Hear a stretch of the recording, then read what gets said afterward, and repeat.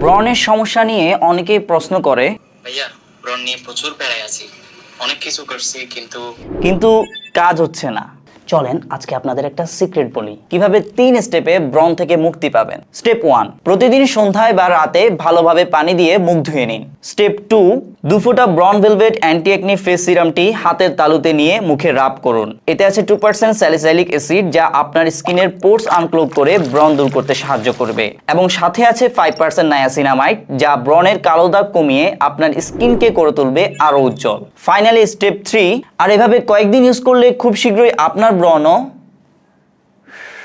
ও হ্যাঁ, 7 দিন ইউজ করার পরও যদি রেজাল্ট না পান তাহলে